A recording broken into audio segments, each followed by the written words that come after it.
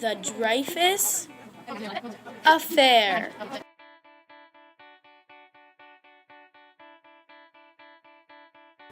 Herzl was a reporter during the Dreyfus Affair.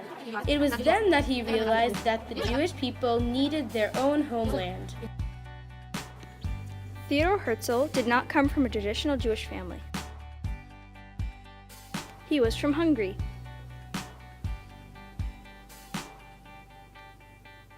Just kidding.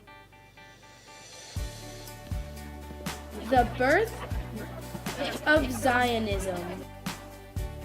After the Dreyfus Affair, Herzl realized how important it was for the Jewish people to have their own homeland. He then founded the Zionist movement. Between 1881 and 1939, more than 250,000 people moved from their homes to Palestine. In 1881, because of anti-Semitism, many Jews moved out of Russia to Palestine. They were very poor and conditions were bad. In the second Aliyah, pogroms led to Jews then taking on socialism. They founded Tel Aviv and other kibbutzim. This labor Zionism was influenced by socialism. In the third Aliyah, people moved because of unfair socialist laws. The socialist Jews thought these were unacceptable. They made programs and taught people, then they moved them to Palestine. In the fourth Aliyah, in the mid-1920s, middle-class city dwellers moved because of laws that put Polish Jewish business owners out of business. After this, the Jews living in Palestine went through hard economic depression that put shops out of business. The Palestinians were getting restless and started attacking Jews. In this presentation, we will be talking about the Holocaust and the Fifth Aliyah. So each person here represents 1 million Jews, which means that 6 million Jews were killed in the Holocaust. Underneath here, we have the other population, which was 6 million other people, which were also killed. From 1933 to 1939 in Austria and Germany, about 165,000 Jews went to Israel, which was called the Fifth Aliyah. Most of these Jews were scientists and doctors. As you can see here, this is a Jewish scientist that's going to Israel. A mad scientist. The war has begun! Exploding noises. That is not a tree, it is a mushroom cloud. It's a mushroom. Kaboonga! Boom. On September 1st, 1939, the Nazis had begun World War II. Excuse our partner for the error, but he wrote September 2nd. Nathan! Their leader, Adolf Hitler, ordered his Nazi soldiers to execute Jews. 6 million Jews ended up dying.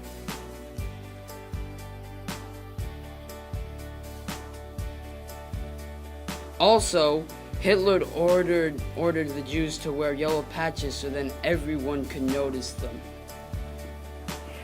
The Jews were sent on trains to go to concentration camps. They were sent mainly to Camp Auschwitz. Camp Auschwitz or bust. And other camps.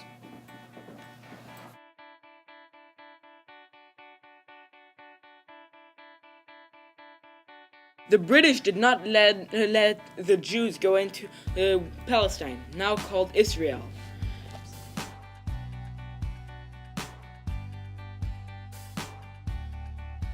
The fight that changed the war was when the British ambushed the Nazis in Africa, which made the Nazis retreat. With the help of the Russians, the Europeans, and the Americans, the Nazis lost, and all Nazis had to be punished. After the war, Germany was punished even stricter than the First War, and all Nazis had to die. After the war, Hitler did not want to get in trouble for what he did, so he drank poison and shot himself. After the Holocaust, there were about 250,000 Jews that didn't have a home. The Jews that survived wanted to go to Israel, but they couldn't because Israel was controlled by the British.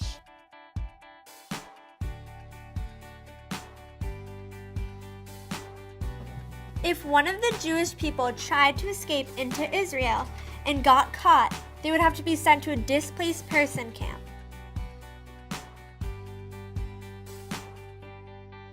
After the Holocaust, 300,000 Jews were in displaced persons camps, also known as prison camps. One man, Harry S. Truman, wanted to have 100,000 Jews leave the camps and go to Britain, except Britain said no and didn't allow the Jews to come in. Some Jewish neighborhoods were put under attack by Arab troops. One organization, named the Haganah, defended these neighborhoods from danger. A group of people from the Haganah that believed that violence was the right answer to get the land split off and became the Arab Neighborhood. A box of bombs were delivered to the British headquarters in disguise as milk cartons. When a Jewish woman called the British headquarters to warn them to get out, the British headquarters ignored her because they thought the Jews couldn't pull off something like that. So when the milk cartons blew up, the British headquarters blew up.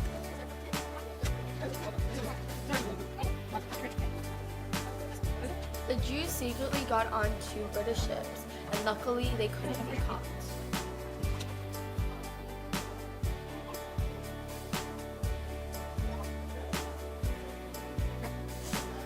The Jews wanted to be let into Palestine, but unfortunately the British said stop and they couldn't be let into Palestine. The British would not let them in, but after many tries, the British gave up and decided to let the UN figure out what to do. UN came up with a plan about splitting Palestine in half, so the Arabs get part and so do the Israelis. However, the Arabs didn't want to do it at all because they wanted all the land. The Jews weren't very happy with it because they also wanted it all, but they took it, and now we are gladly living inside Palestine, now known as Israel. The Arabs have been attacking Israel since its beginning on May 14, 1948. The Arabs had a large war against Israel.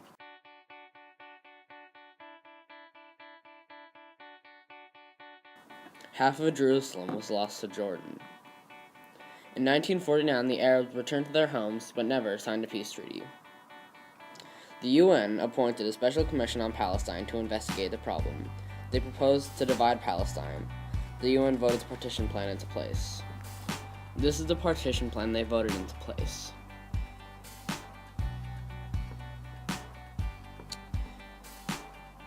David Ben-Gurion became Israel's first prime minister, and Weizmann became the first Israeli president. Also, a Knesset, or assembly, was elected.